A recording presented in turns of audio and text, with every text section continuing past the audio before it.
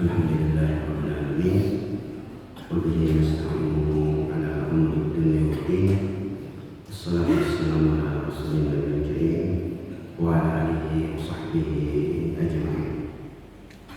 Yaqulu rabbuna jalla jalaluhu wa taqaddasat asma'uhu fi kitabihil karim wa huwa as'alul qa'ilin wa a'udzu billahi minasyaitonir rajim.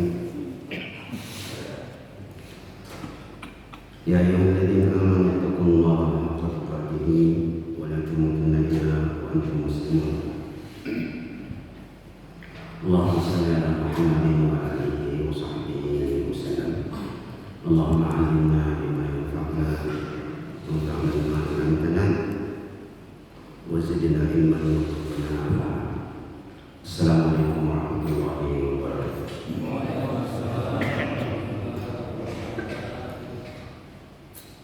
Alhamdulillah, Bapak Ibu sekalian, kita memuji Allah Subhanahu wa taala. Kita bangun dalam keadaan sehat dan insyaallah kita mendapatkan sarapan pagi kita, dan tentu ini adalah sebuah nikmat yang selalu kita ulang-ulang sebagaimana berita gembira dari Rasulullah, man asbaha sahihal jasad wa wajada quta yawmihi wa ka'annama izat lahu dunya wa ma fiha. Barang siapa yang bangun di pagi hari dalam keadaan sehat dan mendapatkan sarapan paginya, maka dia bagaikan menguasai dunia dan segala isinya. Salawat dan taslim kepada junjungan Nabi kita besar Muhammad sallallahu alaihi wasallam. Bapak Ibu sekalian, kita lanjutkan pelajaran surah Al-Fatihah yang pekan lalu, dan kesempatan ini kita sebutkan beberapa penjelasan Imam Al-Qurtubi tentang mukaddimah, nama-nama lain dari surah Al-Fatihah yang nanti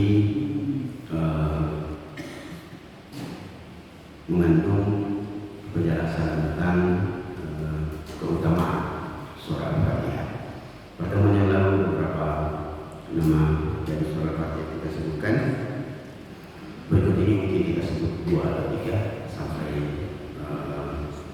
setengah 6 supaya kita bisa tanya jawab. Nama lain dari surah Al-Fatihah kata Imam Al-Qurtubi adalah Al-Wafiyah. Al-Wafiyah yang maksudnya adalah li'annaha la tunassakh wa la tuhtamalu ihtizal. Nama lain dari surah Al-Fatihah ini adalah Al-Wafiyah. Maksudnya bahwa surah Al-Fatihah tidak boleh diputus-putus, dipotong ketika dibaca dalam sholat. Maksudnya ini, kalau kita sholat surah Al-Fatihah tidak boleh dibaca setengahnya di rakaat pertama, baru nanti di rakaat kedua setengahnya, tidak boleh. Beda dengan surah yang lain. Surah-surah yang lain boleh diputus. Surah Al-Baqarah apalagi bisa dibaca 2-3 ayat cukup untuk satu rakaat. Bahkan juz amma bisa dibagi 2. Kalau misalnya orang baca ayat, ada itu Pak surah yang bisa orang belok.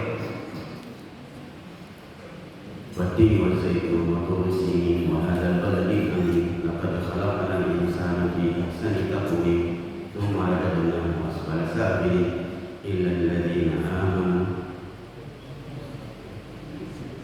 Terputus tak? Maka kalau tidak ada yang di belakang juga bingung ini lanjutannya kemana, maka boleh imamnya takbir Allahu Akbar. Dia tidak perlu cari surah yang lain. Tapi surah Al-Fatihah harus selesai. Ya. Dan satu poin penting bahwa surah Al-Fatihah, Bapak Ibu, 7 ayat harus selesai dan harus disambung dengan amin. Harus sama dengan amin. Ini bukan kampanye Pak ya, bukan. Ini penjelasan sebab ini sekali lagi Al-Fatihah 7 ayat dia dibaca kalau dalam sholat harus selesai. Amin, kalimat amin bukan bagian ayat, tetapi dalam sholat amin adalah satu paket. Dia satu paket. Maka tidak boleh orang sholat waladhdallin, tidak boleh dia diam. Dia harus menyebut kalimat amin. Ini minta maaf Bapak Ibu dan sekalian, beberapa bulan terakhir ini agak rawan. Iya. Bahkan yang 3 hari lalu mungkin semua kita lihat video betapa anak SMA itu main-main dengan surah Fatihah. Nampaknya itu sholat Jumat atau sholat duha yang dilakukan berjamaah. Itu ada siswa merekam dari belakang imam baca Al-Fatihah, begitu ghairil maghdubi alaihim waladdallin, dia bilang dari belakang, ayo ngomong apa ayo. Nah, itu masalah. Apalagi merubah kalimat amin dengan kalimat lain, itu dosa besarnya 2. Yang pertama, ya, dia masuk dalam pintu bid'ah karena dia mengganti kalimat amin dengan kalimat lain. Yang kedua, yang lebih berbahaya adalah dia masuk dalam pintu istihza, mengolok-olok agama. Bapak Ibu, mengolok-olok agama itu dosanya, hukumannya lebih berat daripada murtad. Kalau orang murtad itu dipanggil kembali, seandainya hukum Islam panggil, mau balik lagi ke Islam atau tidak. Kalau tidak, baru disembelih, baru dipenggal. Tapi kalau orang yang mengolok-olok agama itu otomatis begitu dia olok-olok kafir, dan itu hukuman langsung ditebas. Ini perlu kita paham. Nah, kita kembali fokusnya bahwa surah Al-Fatihah nama lainnya adalah Al-Waqiah. Dia di dalam sholat tidak boleh dipotong, tetapi di luar sholat boleh dipotong. Di luar sholat misalnya kita berdoa, Bapak Ibu bisa dengar Pak Kiai kalau memberikan aba-aba, mari kita berdoa untuk saudara kita yang lagi sakit, Al-Fatihah. Nah, itu betul. Maksudnya sebelum menyebutkan rangkaian doanya dimulai dengan surah Al-Fatihah. Itu betul. Berarti selesai. Waladhdallin. Amin. Boleh dipotong. Mari kita mendoakan saudara kita atau kita berdoa. Maka Bismillahirrahmanirrahim. Alhamdulillahirrahmanirrahim. Ar-Rahmanirrahim. Allahumma shalli ala Muhammadin wa ala ali Muhammad. Ya Allah. Itu dia boleh dipotong. Kenapa? Dia di luar sholat. Nah, itu maksud dari nama surah Al-Fatihah Al-Waqiah. Jadi Bapak Ibu jamaah sekalian, ini penjelasannya. Yang berikutnya, nama lain dari surah Al-Fatihah yang perlu kita ulang adalah Fatihatul Kitab. Nah, ini sering kita dengar. Fatihatul Kitab dinamakan surah Al-Fatihah dengan Fatihatul Kitab karena 2 hal. Yang pertama, disebut Fatihatul Kitab karena surah pertama yang kita dapatkan dalam Al-Quran ketika kita buka adalah surah Al-Fatihah, maka dinamakanlah Fatihatul Kitab. Sedikit penjelasan Bapak Ibu jamaah sekalian tentang surah Fatihatul Kitab ini, dinamakan surah Al-Fatihah dan Fatihatul Kitab. Kita tahu bahwa ayat pertama yang turun kepada Rasulullah adalah Iqra. Surah pertama yang turun kepada Rasulullah adalah Al-Mudaththir. Ayat terakhir yang turun kepada Rasulullah adalah Al-Yawma akmaltu lakum dinakum. Ini paling masyhur. Surah terakhir yang turun kepada Rasulullah adalah surah An-Nasr. Idza jaa Rasulullah. Baik. Kita ulang teman-teman sekalian. Al-Qur'an turun tanggal berapa? Kita semua tahu pasti di bulan Ramadan. Tanggal berapa? Bapak Ibu bisa bantu saya? 17 Ramadan. Baik. Yakin Bapak? Al-Quran turun tanggal berapa nak? 17 Ramadan. Baik. Sepakat? 17 Ramadan. Yang selalu kita peringati malam menuzul Quran tanggal 17 Ramadan. Baik. Mumpung ada anak-anak kita, dengar baik-baik. Kita dengarkan ayat berikut ini. Inna anzalnahu fi lailatul kami turunkan Al-Quran di malam Lailatul Qadar. Lailatul Qadar tanggal berapa?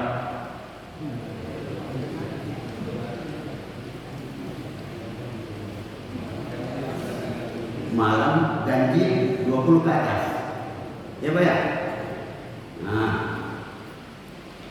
tepatnya tanggal, ada riwayat yang sangat kuat. Di antara riwayat-riwayat ulama dikatakan bahwa Taurat diturunkan khalat min 20 Ramadan. Taurat itu turun 20 Ramadan. Injil turun 22 Ramadan atau 23 Ramadan. Al-Quran turun 24 Ramadan malam 25, dalam riwayat malam 27. Kalau begitu Bapak Ibu jemaah sekalian, yang mana yang benar? 17 Ramadan atau malam 27 atau malam 25? Yang mana yang benar?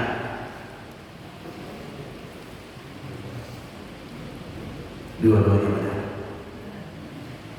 Dua-duanya benar. Penjelasannya adalah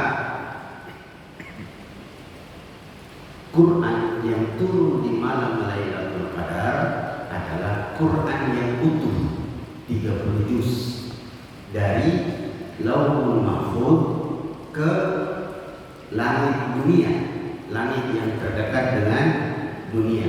Itulah Quran yang turun. Inna anzalnahu fi lailatul qadar. Quran 30 juz yang urutannya dari Al-Fatihah sampai An-Nas. Itulah Quran yang persis sama kita sekarang, dan itulah yang turun dari Lauhul Mahfuz ke langit dunia. Sekali lagi di malam Lailatul Qadar. Nah, Quran yang turun tanggal 17 Ramadan itulah Quran yang turun dari langit dunia kepada Rasulullah, pelan-pelan berangsur-angsur, dimulai ayat Iqra. Jadi dua-duanya benar. Jadi Quran itu turun bukan pada saat yang bersamaan, bukan di tahun yang sama kepada Rasulullah. Itulah sebabnya Allah di surah Al-Buruj Allah mengatakan innahu laqur'anun majidun fi lauhin mahfuz. Nah, ini Bapak Ibu sekalian, supaya nanti kalau kita ditanya orang atau anak-anak kita ditanya di sekolah, kenapa Quran yang pertama turun Iqra, kenapa Al-Fatihah yang berada di awal surah? Nah, maka jawaban keduanya adalah karena memang surah pertama yang turun sempurna kepada Rasulullah adalah surah Al-Fatihah, dan mengikuti urutan surat di lauhil mahfuz. Jadi tidak ada yang membingungkan lagi. Kenapa bisa Iqra duluan, Al-Mudaththir duluan, yang terakhir surah An-Nasr, kenapa An-Nas yang terakhir? Maka jawabannya seperti kayak masih ada 5 menit sampai setengahnya. Sebab kedua, Bapak Ibu jamaah sekalian, dinamakan Fatihatul Kitab, surat Al-Fatihah dinamakan Fatihatul Kitab karena Nabi kita sendiri yang bilang. Dan di sini nanti kita masuk dalam masalah fikih.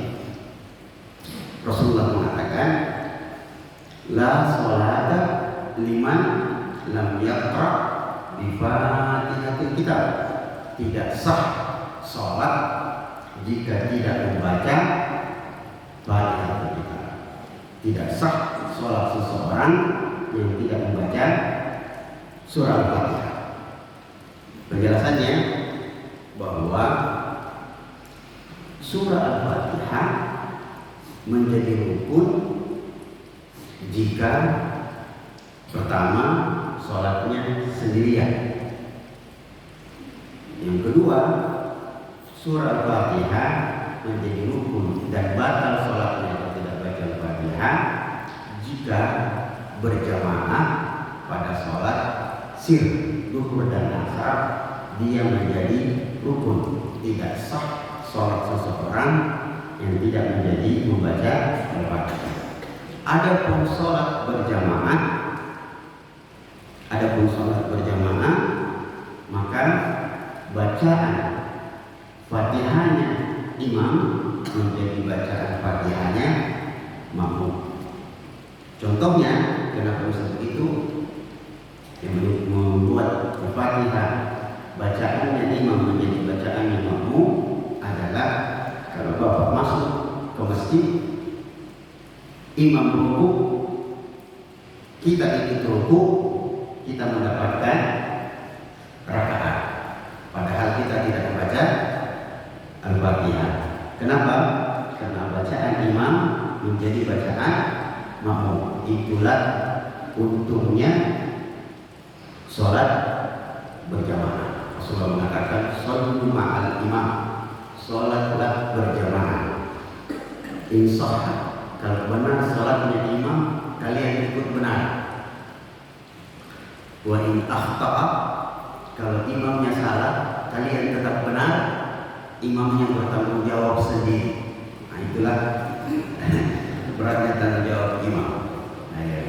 Dari dalam hadis Rasulullah mengatakan, al-imamu dhaminun wal mu'adzinu mu'tamanun. Imam itu penanggung semuanya, penanggungnya. Sedangkan mu'adzin orang yang diberikan amanah. Nanti kita sebutkan penjelasan tentang keutamaan mu'adzin. Alhasil, sebagai penutupnya, supaya agak sedikit lebih semangat, kita sebut kisah kejadian yang viral sepekan terakhir. Bapak ingat yang seorang imam yang meninggal di sujud pertama, coba ya. Nah, kita bahas sedikit, nanti kita bikin pertanyaan supaya kita bahas. Kita lihat di video itu seorang imam di Masjid Al-Ula di Balikpapan meninggal dunia tepat di sujud pertama. Coba ya, sujud pertama. Yang dalam video itu ada yang membuat mata saya sedikit membuat saya tertawa, tersenyum, karena saking lamanya imam itu sujud tidak bangun, padahal dia sudah tersungkur. Ada 2 orang yang naik. Saya membayangkan dia bilang, kenapa selalu aman naik? Bangkit dia. Alhasil, yang akan kita buatkan pertanyaan adalah, ketika dirasa sudah terlalu lama, maka bangkitlah beberapa orang. 1 orang menggantikan jadi imam. Sayangnya yang imamnya ketika mengganti, dia berdiri. Nah, nanti kita bikin pertanyaan, apakah sholatnya imam berdiri sah? Kita jawab sebentar. Yang kedua, di antara makmum itu ada yang membatalkan sholatnya menolong sang imam. Kita bikin pertanyaannya, bolehkah membatalkan sholat karena akan menolong orang? Itu pertanyaannya. Kita jawab.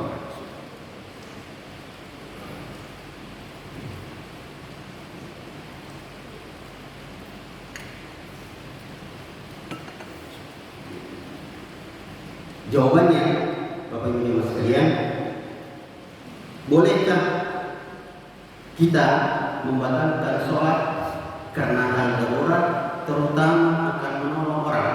Jawabannya boleh. Boleh membatalkan sholat karena akan menolong orang. Kalau tidak membatalkan, dia tidak membatalkan. Padahal sudah gempa. Bapak ini pernah lihat ada yang sholat sudah gempa dia tidak bergeming, boleh saja. Kalau dia siap mati ya siap saja. Alhasil jawabannya boleh kita membatalkan sholat karena hal yang sangat darurat. Dalilnya, ini penting. Sebab di zaman sekarang ini Bapak Ibu, Ustaz bicara pasti ditanya apa dasar argumennya. Ini cukup membuat repot biasa Ustaz. Harus bawa kitab. Jawabannya adalah boleh. Dalilnya adalah peristiwa Umar bin Khattab radhiyallahu anhu. Jadi Umar bin Khattab disebut dalam sejarah ketika beliau menjadi presiden itu memimpin sholat. Jadi zaman dulu itu setelah Rasulullah terus ya sampai ke khalifatan ratusan tahun, presiden itu imam. Presiden imam. Dia presiden pemerintahan, dia juga imam di dalam masjid. Dia yang khutbah, dia yang memimpin sholat. Ya, kalau sekarang, tapi mudah-mudahan untuk Indonesia, insya Allah akan datang. Hari ini sudah jawabannya ini. Datang presiden nanti, insya Allah yang bisa baca khutbah, bisa jadi imam. Ketika Umar bin Khattab memimpin sholat subuh, ya, datanglah seseorang bernama Abu Lu'lu' al-Majusi. Dia dari Persia, penyembah api yang pura-pura masuk Islam. Dia masuk ke masjid, dia tikam Umar dengan pisau bermata dua yang sudah dikasih racun. Ditikam, langsung roboh. Umar langsung roboh. Apa yang terjadi? Salah seorang sahabat, saya lupa namanya, dia maju menggantikan Umar dan yang lainnya menolong Umar. Jadi boleh membatalkan sholat kalau dirasa ada yang darurat. Misalnya lagi sholat, tiba-tiba MCB-nya laptop, MCB-nya listrik laptop, itu boleh satu orang keluar. Satu orang keluar, dia nyalakan kembali ke sholat, tiba-tiba berarti ada yang koslet atau apa. Boleh satu orang yang keluar membatalkan sholatnya lalu dia perbaiki. Yang kalau misalnya lagi sementara khutbah Jumat pas laptop, maka boleh dia keluar. Itu yang pertama. Alhasil yang kedua adalah bagaimana dengan imam pengganti yang maju dalam keadaan berdiri. Harusnya imamnya itu ketika mendapati imam itu meninggal dunia, sudah sujud pertama, maka dia harusnya maju, itu duduk, kemudian sujud. Dia sujud, takbir sujud, lalu dia bertakbir untuk bangkit dari sujud. Itu yang harusnya dilakukan. Tapi mungkin dia lupa segala macam, dia berdiri. Nah, sah itu sah. Resikonya adalah dia harus memulai sholatnya dari awal. Kenapa? Karena sujudnya tadi cuma satu kali. Nah, apa hubungannya antara sujud dengan surah Al-Fatihah? Sujud sama dengan Al-Fatihah, dua-duanya rukun. Kalau dia tertinggal, dia harus diganti atau dia dibatalkan. Contoh Pak, singkat saja. Misalnya begini. Ini kita sholat asar. Rakaat pertama, rakaat kedua mulus. Di rakaat ketiga bangkit dari tasyahud, Allahu Akbar. Dalam cara Allah. Lupa baca Al-Fatihah. Saya ruku, sujud seperti biasa. Begitu bangkit rakaat keempat, kayaknya tadi tidak baca Al-Fatihah. Bagaimana itu?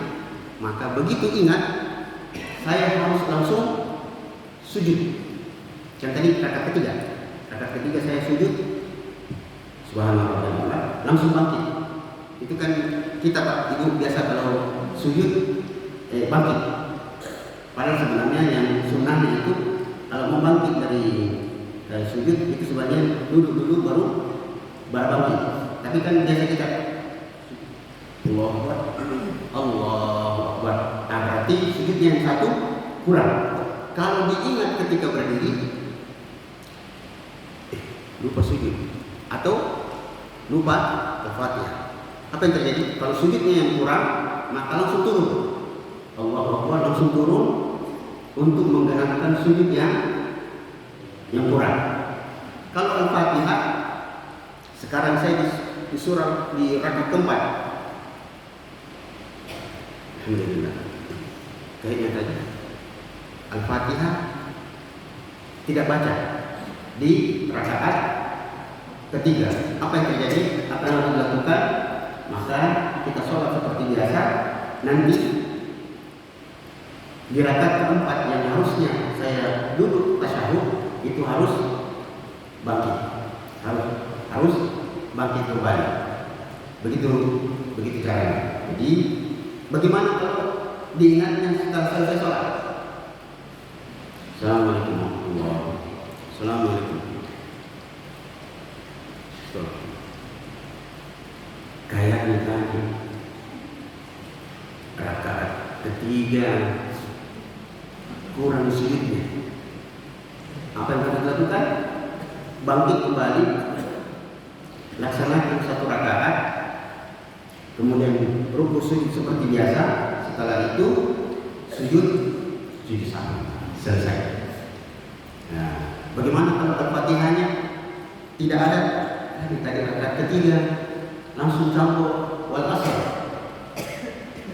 Maka kalau sudah yakin betul tidak baca Al-Fatihah, maka langsung bangkit satu rakaat, baca Al-Fatihah seperti biasa, lalu sujud sahwi. Kenapa? Karena rakaat yang kehilangan rukun dia batal. Jadi bukan sholatnya yang batal seluruhnya, tapi yang batal adalah di rakaat di mana rukun itu hilang. Nah, saya kira ini perlu mas sekalian sedikit penjelasan supaya sisanya bisa kita tanya jawab, karena kita menjawab sampai di jam. Mudah-mudahan bisa menambah pengetahuan kita. Assalamualaikum warahmatullahi wabarakatuh. Silakan.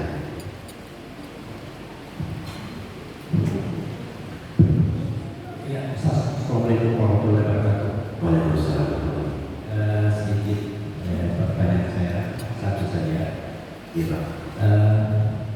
Mengenai turunnya Al-Quran berangsur-angsur.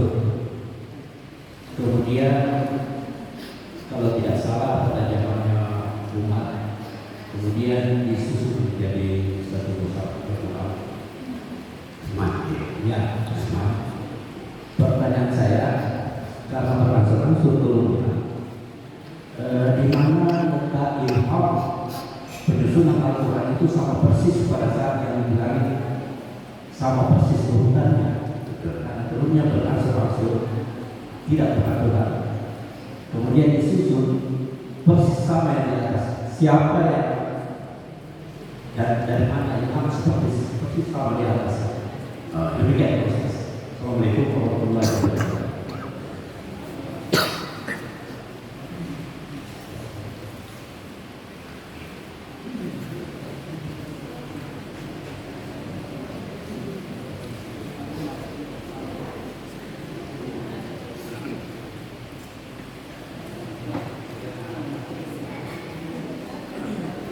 Bismillahirrahmanirrahim.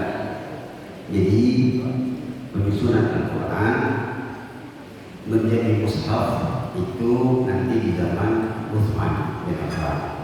Di zaman Umar, di zaman Abu Bakar sebenarnya sudah ada usulan dari Umar, tapi Abu Bakar takut, khawatir kalau nanti bercampur antara perkataan manusia dengan ayat-ayat Al-Quran.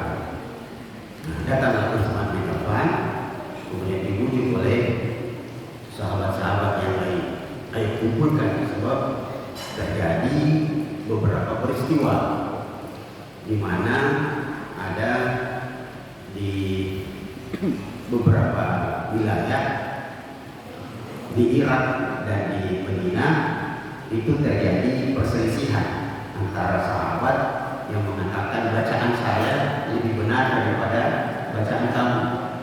Kenapa bisa begitu? Karena Quran itu, Bapak Ibu yang sekalian, turun dengan 7 huruf. 7 huruf maksudnya 7 dialek. 7 dialek. Tanya yang biasa dengar bacaan orang baca Quran begini. Wadduha wal-laili idza saja. Itu riwayat Warsh. Orang baca Maliki Yaumiddin itu Warsh. Itu karena dialeknya beda. Datanglah Utsman mengumpulkannya. Nah, Utsman bin Affan radhiyallahu anhu itu mengumpulkan Al-Quran, ya, mengumpulkan bacaannya saja, mengumpulkan bacaannya, bukan hafalannya, bukan urutannya, karena urutannya sudah disusun oleh Rasulullah. Jadi Rasulullah itu sebelum meninggal dunia sudah tersusun dengan baik, cuma tidak tersusun di tulisan, tidak tersusun di tulisan. Jadi ketika turun ayat, jadi Rasulullah setiap turun ayat, turun surat, kasih tahu sahabat, turun kepada ayat begini dan begitu. Setelah berkumpul, Rasulullah bilang, ayat ini taruh di sini, ayat ini taruh di sini, ayat ini begini dan begitu. Jadi urutannya persis. Itulah yang dihafal oleh para sahabat. Jadi Utsman tidak terlalu kesulitan untuk mengumpulkannya. Sekalipun dalam sejarah dikumpulkan, ada yang lewat hafalannya, ada yang lewat yang menulis di pelukan pohon kurma, ada yang di kulit. Itu dikumpulkan untuk bukan mengikuti urutannya, untuk melihat bacaannya. Jadi bacaannya yang disatukan. Itulah sebabnya dalam sejarah dibilang disatukan dalam mushaf Utsmani. Nah, jadi bacaannya yang sama, urutannya sudah. Jadi urutan Quran itu kalau istilah ilmu tafsir namanya tauqifi. Memang Rasulullah yang sudah bilang, taruh di sini, ini ayat, taruh di sini, ayat begini. Makanya hafalannya para sahabat itu persis. Dari Al-Fatihah 30 juz dihafal. Abu Bakar penghafal Quran, Umar, semua khalifah itu menghafal Quran dan urutannya sempurna. Jadi yang perlu dipahami satu poin penting, Utsman mengumpulkannya dalam bentuk tulisan, dalam bentuk tulisan. Adapun urutan bacaannya itu sudah selesai. Rasulullah sebelum meninggal Quran sudah selesai dan sudah sesuai urutannya dan dihafal oleh para sahabat. Jadi tidak ada keraguan. Inilah hebatnya Quran. Beda dengan kitab suci yang lain. Kitab suci yang lain, lama meninggalnya nabinya baru datang orang-orang yang mengumpulkannya, menulis bahwa ini ada riwayat begini. Quran itu dia mutawatir, tidak ada yang berbeda. Ya, yang beda cuma dialeknya saja, bacaannya yang apa? Ya, gaya bahasanya. Kalau Bapak pernah dengar namanya qiraat sab'ah, 7 macam. Bapak mungkin tidak pernah dengar orang baca Al-Fatihah begini. Ihdinas siratal mustaqim. Ada. Itu akan riwayat Hafs bin Asim yang kita punya itu namanya riwayat Hafs bin Asim. Ada namanya Warsh, dan Warsh ini yang lebih terkenal, yang sering dibaca oleh para kita. Wadduha wal-laili idza saja. Itu Warsh. Ada yang Qalun, itu ada 7, kemudian dalam ilmu Quran disebut 10. Ya, ada teman saya di sama-sama di Sukabumi dulu mengajar di Abroya, itu dia kira asal 10 model bacaan dia bisa tahu. Begitu Pak. Ya. Jelas Pak? Jelas Pak? Insya Allah ya. Ya, baik. Barakallah. Dapat lagi? Ya, baik. Assalamualaikum warahmatullahi wabarakatuh. Waalaikumsalam. Tadi Ustaz ini ada pertanyaan ini begitu sebenarnya kata orang kecil seperti alami imannya tidak ada, bukan posisinya sementara sujud. Kami sujud lama sekali. Ternyata imannya kebelet. Maksudnya jadi tata caranya dia tak meninggal pada saat, tapi persoalan yang tidak bisa ditunda-tunda. Sementara sujud kami sujud lama sekali.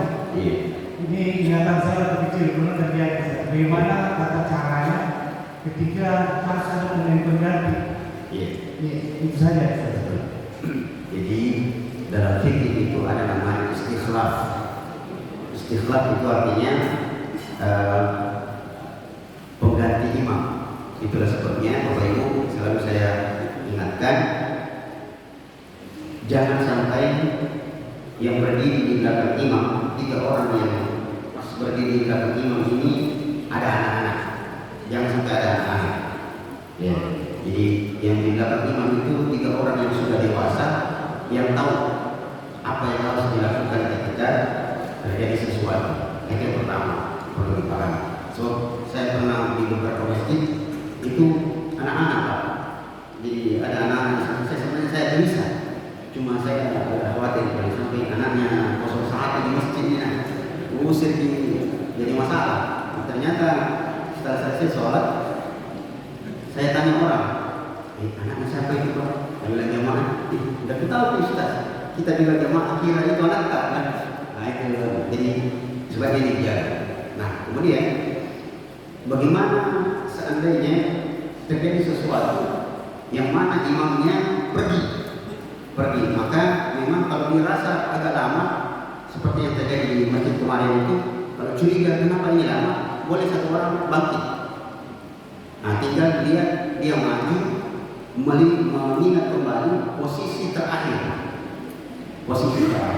Kalau dia sujud, ya maka dia mengganti maju melakukan sujud. Kalau dia cuma baca masih dalam keadaan berdiri, maka ketika imamnya pergi, maka kita maju mengulang kembali surah Al-Fatihah. Sebenarnya diulang kembali surah Al-Fatihahnya baru melakukan gerakan seperti biasa. Begitu Pak. Tidak terlalu sulit insyaallah. Kecuali kalau memang yang paling enak itu kalau imamnya yang kasih isyarat. Seperti yang terjadi di Masjid Nawawi dulu, imamnya masih hidup. Syekh Al-Hudayfi itu profesor Quran. Jadi ketika dia baru mau takbir, sudah setengah orang sudah rapat semua. Pas dia mau takbir, dia batalkan. Lalu dia bilang, tunggu sebentar. Bisa dibuka videonya itu Pak, di Masjid Nabawi kejadiannya. Iya, Syekh Hudayfi, profesor Hudayfi, dia baru mau takbir, langsung dia mundur. Dia bilang, tunggu sebentar. Dia bilang makanan, jadi bahasa Arabnya itu makanan. Tunggu sebentar. Nah ternyata dia merasa buang angin. Kalau dia keluar, karena di Masjid Nabawi itu ada ruangan Pak besar, ruangan besar itu ada tempat duduk di situ. Jadi dia mundur kembali lagi. Iya. Jadi boleh misalnya saya berdiri, imamnya berdiri di depan, pas mau takbir, ini perut kayak lain-lain dirasa, maka boleh dia batalkan. Tunggu sebentar. Atau dia minta diganti karena belum memulai seperti itu. Iya. Baik. Ada nilai? Baik.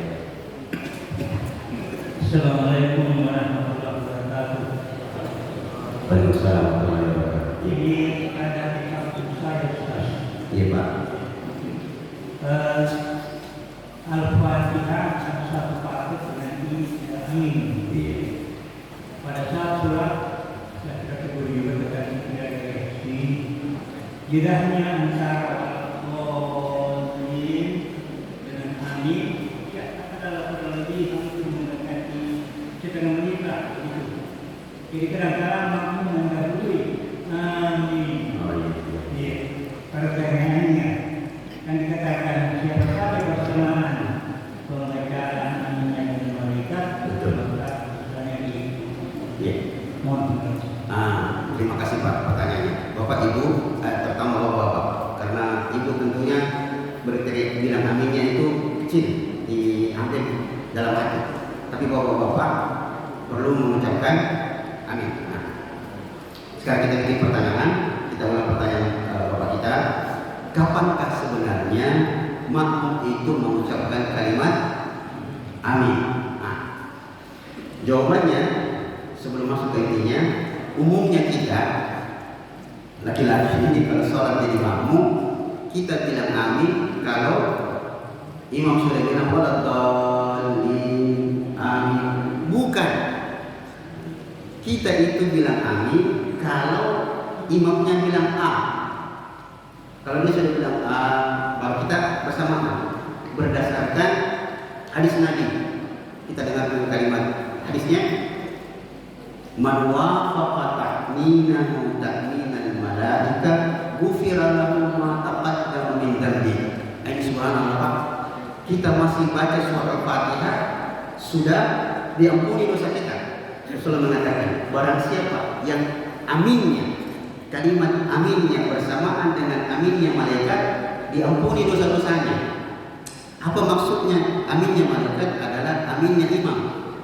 Jadi waladhdallin, tunggu dia, tunggu kita makmum, tunggu sampai dia bilang baru kita bilang amin. Itu pasti akan bersamaan, sepersekian detik saya bedanya. Tapi kalau kita waladhdallin amin, berarti makmum imamnya justru terlambat. Nah, itulah jawabannya Pak. Jadi nanti mudah-mudahan kita tidak terburu-buru bilang amin. Waladhdallin, tunggu imamnya, biarkan dia tarik nafas. Waladhdallin, berarti dia baru kita amin. Itu insya Allah hampir bersamaan. Saya kira yang dimaksud begitu Pak sebenarnya. Kalau dulu di makmum, nanti belakangan imamnya salah. Iya. Kalau jedahnya agak lama memang masalah. Waladhdallin, kemungkinan imamnya dia agak lama karena dia mau suruh makmum bilang kok amin. Kemungkinan itu Pak, karena dia menyangka bahwa imam itu berhenti di waladhdallin. Tidak, amin itu bagian dari Al-Fatihah, dia satu paket. Seperti kita jelaskan tadi, dia satu paket. Imam bilang amin, makmum itu bilang amin. Nah itu ya dimaksud. Jadi tidak boleh dia berhenti terlalu lama. Allah Akbar. Iya Pak. Nanti seperti itu. Iya Pak. Assalamualaikum warahmatullahi wabarakatuh. Waalaikumsalam warahmatullahi wabarakatuh. Iya Pak. Ini persoalan amin ini. Iya Pak. Di kampung saya itu kalau imam tidak mengatakan amin, dia tidak mengucapkan amin. Gimana Ustaz? Siapa yang salah sebelumnya? Yang salah nanti. Kedua ya, ada yang berpendapat bahwa sebenarnya Al-Quran itu 30 juz, 40 juz. Katanya 10 juz itu adalah para wahdi. Saya tidak bisa menerima pernyataan itu. Gimana Ustaz? Terima kasih. Assalamualaikum warahmatullahi wabarakatuh. Waalaikumsalam. Yang pertama bahwa kalau imamnya tidak bilang amin, maka kesalahan dari dia. Ada makmum dia tetap bilang amin. Yang seperti tadi waladhdallin, dia tidak bilang, maka makmum tetap bilang amin. Kalau dia terlalu lama, maka tetap bilang amin. Yang kedua, ini berbahaya. Berkeyakinan bahwa Quran kurang satu huruf atau lebih itu kafir orang, bisa kafir Pak. Barang siapa yang mengingkari Quran satu huruf saja, maka dia kafir. Apalagi mengatakan bahwa Quran 40 juz, 30 juznya yang ada sama kita, 10 juznya ada pada para imam. Dalam keyakinan yang lain, 30 juz yang ada sekarang, 10 juznya ada di dalam hatinya para imam. Keyakinan yang lain bilang 30 juznya ada sama kita orang awam, 10 juznya ada pada Fatimah. Nah, itu keyakinannya orang Syiah. Ini orang Syiah mengatakan 10 juznya ada pada sama imam. Berarti Quran Rasulullah tidak menyampaikan wahyu, itu tuduhan. Itu berarti menuduh Rasulullah tidak menyampaikan risalah. Padahal Rasulullah sudah bilang di Hajatul Wada, Allahumma balagh, saya sudah menyampaikan risalah. Makanya kalau khatib Jumat itu bisa mengatakan addal amanah, balagal risalah, wa addal amanah, itu manasahal ummah. Itu memang seperti itu. Ya, bahwa Rasulullah sudah selesai menyempurnakan agama ini. Makanya turunlah ayat al-yawma akmaltu lakum dinakum. Tidak ada yang kurang dari agama ini. Iya Pak, seperti itu. Berbahaya, bisa kafir orang dalam. Iya Pak, baik. Sudah cukup. Oh, baik. Bisa. Ya. Ustaz. Iya Pak. Assalamualaikum warahmatullahi wabarakatuh. Waalaikumsalam. Ya, tapi kalau jumlah rakaat, misalnya kelupaan atau apa, itu kan bisa kita gimana? Bisa diulang Pak.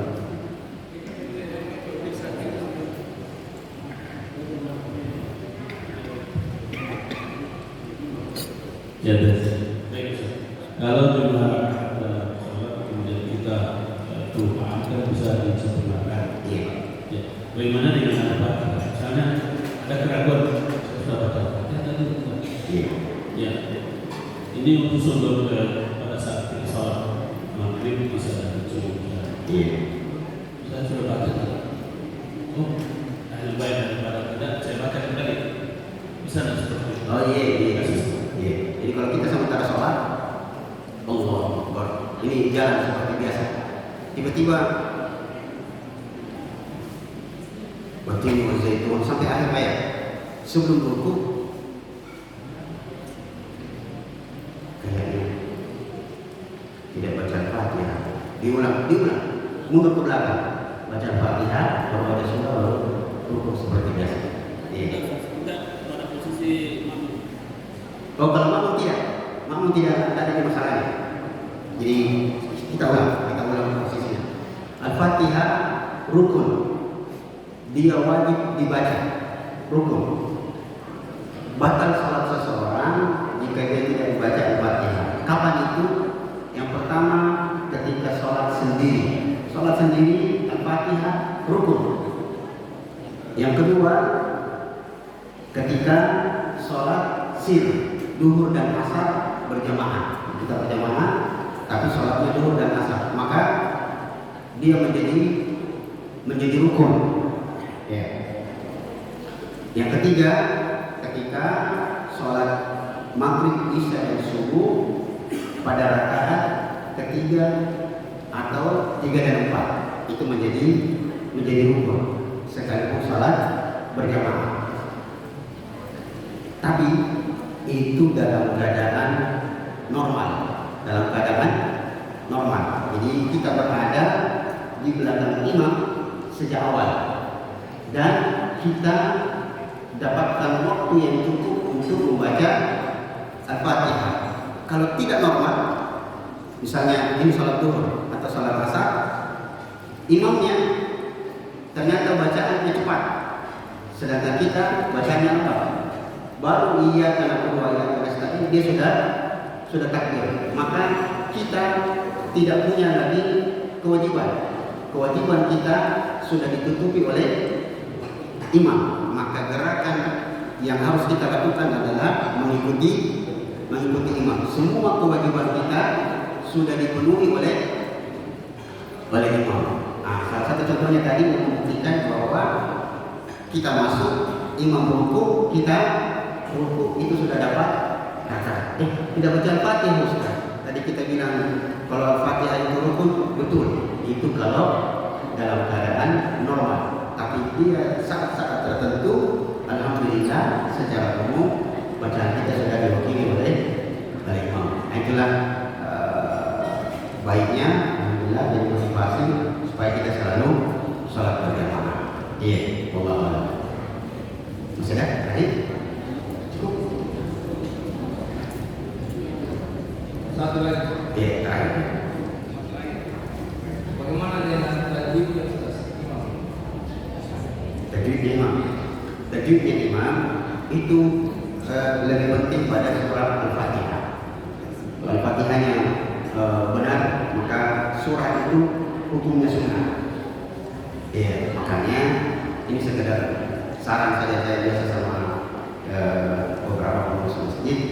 Kalau imam rawatibnya ada yang tua, ada yang muda, maka diatur saja bahwa kalau sholat zuhur dan asar yang imam itu bapak kita yang dituakan, orang tua. Kalau yang jahar, yang muda yang suaranya lebih lantang dan bacaannya lebih bagus. Sebab kenapa? Kalau Al-Fatihahnya rusak sholatnya orang. Sekalipun ada di beberapa tempat Pak, itu imamnya istilahnya bahasa kasarnya itu tidak tahu diri. Bacaannya rusak, tetap memaksa jadi imam. Pernah terjadi, saya tidak usah sebut di mana tempatnya, tapi dia di daerah Takalar. baca Al-Fatihah, rusak sholatnya, rusak bacaannya. Di belakang itu subhanallah, subhanallah. Karena emosi dia balik, ngapa ngasih kok? Ini bahaya jadi imam. Nah makanya supaya kita tidak langsung kudeta saja itu jangan dikudeta, diatur saja, diatur yang tua nanti zuhur asar, gitu yang agak muda yang lebih bagus bacaannya jadi salat jahat. Sebab rawan itu Pak, kalau kita langsung kudeta orang, kita semua tahu sebagai penutup, akan ada nanti, dan ini sudah sering terjadi. Ada orang yang dulunya rajin di masjid, akhirnya tidak mau ke masjid, terutama masjid yang dekat rumahnya. Kenapa? Karena dia pernah jadi pengurus, yang bahkan jadi ketua di situ. Begitu pembentukan pengurus baru, dia diganti dan tidak masuk namanya dalam kepengurusan. Maka ditanya dia, kenapa tidak pernah berdiri di masjid? Tidak mau, tidak baik sama masjid. Ternyata dia mantan pengurus. Jadi saya pernah bilang sama pengurus masjid yang begitu, kalau ada pergantian ketua pengurus, gitu, dan itu terpaksa harus diganti ketuanya atau pengurusnya, posisinya saja yang diganti, dia tetap masukkan dalam kepengurusan. Kalau dicoret, itu masalah itu. Dia nabombe di masjid itu Pak, nabombe. Itu masalah begitu. Dan saya tahu dua jabatan di masjid yang sangat rawan. Apa itu? Ketua dan bendahara. Ini perlu dijaga baik-baik hatinya orang itu Pak. Jangan langsung, pokoknya masjid kudeta, tidak boleh Pak. Ini kan baru-baru ini Pak, waktu zaman corona itu kan banyak masjid di kudeta pengurusnya. Gara-gara dia tidak mau masuk di masjid, tidak boleh. Jadi kita mulailah, apalagi umur kita ini sudah 50 ke atas ini, pekerjaan yang paling bagus itu sebenarnya jadi pengurus masjid Pak. Jadi pengurus masjid pahalanya besar. Kita akan selalu memakmurkan masjid itu penting sekali. Jangan sampai kita membuat orang membombe masjid. Tidak enak perasaan. Apalagi kalau dia bombe masjid dan dia bikin masjid dekat masjid. Itu masalah sekali. Di Makassar ada masjid yang jaraknya masjid itu 10 meter. Itu saya tahu persis itu masjid. Dan saya pernah mau isi pengajian di satu masjid. Saya lewat masjid. Saya bilang, kenapa? Ada masjid di situ? Dia bilang, Ustaz, mantap pengurus di sini yang marah. Dia bilang, oh kira saya tidak bisa bikin masjid. Waktu itu, Pak, zamannya Pak Ilham jadi wali kota. Jadi Pak wali kota itu, Pak Ilham Syarifudin jadi wali kota waktu itu. Beliau itu meresmikan masjid yang baru. Sementara bicara, ternyata ada masjid dekatnya yang bunyi. Dia bilang, masjid di mana itu dekat sekali? Dikasih tahu lah beliau. Bilang itu Pak, dekat. Ini Pak, seperti ini sekarang ini itu rumah yang itu dekat sekali. Akhirnya uang yang 100 juta yang mau disumbangkan untuk masjid yang dia mau resmikan, beliau bilang bagi 2, 50 itu di sini, 50 itu di situ. Nah, jadi itu rawan sekali. Bahkan ada satu masjid di daerah Takara, itu 2 masjid, 1 dinding Pak, 1 dinding. Jadi saya cerita Pak, tahun 2007 saya ceramah di situ. Saya kan masih muda, 2007 masih muda saya. Baru pulang dari Madinah belum lama. Saya selesai di Madinah 2003. Ceramah lah saya. Saya ceramah 2 menit aja. Saya ceramah, tiba-tiba azan di sebelah. Azan di sebelah. Saya agak marah. Saya bilang, antum ini bagaimana? Minta saya ceramah lagi, tapi antum azan. Itu kan artinya suruh saya berhenti secara diam-diam. Dia bilang, minta maaf Ustaz, bukan di sini. Saya bilang, jangan bohong. Jelas-jelas di belakang ini. Dia bilang, bukan Ustaz, masjid di sebelah. Kalau masjid di sebelah, 1 dinding memang Ustaz. Ini diberitahu oleh saya. Ini Ustaz 2 masjid, 1 dinding, 2 bersaudara yang punya. Saya bilang, apa sebabnya? Dia bilang, ini adik marah sama kakaknya gara-gara masalah Ustaz saja yang ceramah khutbah Jumat dan tarawih maunya adik dari yayasan ini, maunya kakak kasih masuk juga yang dari yayasan yang saya kenal. Tidak mau. Dia bilang, kalau begitu ini kita kan jadi bikin masjid. Ini masalahnya. Jadi perlu kita melapangkan dada, jangan gara-gara jadi masjid 2. Saya tidak tahu bagaimana perasaannya itu orang jamaah mau ke sini, ini beri motor. Jadi gimana caranya? Jadi mari kita sama-sama selalu berdoa kepada Allah, semoga Allah menyatukan hati kita, selalu berusaha untuk kita meredam perbedaan yang menyebabkan perpecahan, dan semoga dengan bersatunya hati dan jasad kita di dunia ini, mudah-mudahan Allah berkenan mempersatukan kita kembali, mempertemukan kita kembali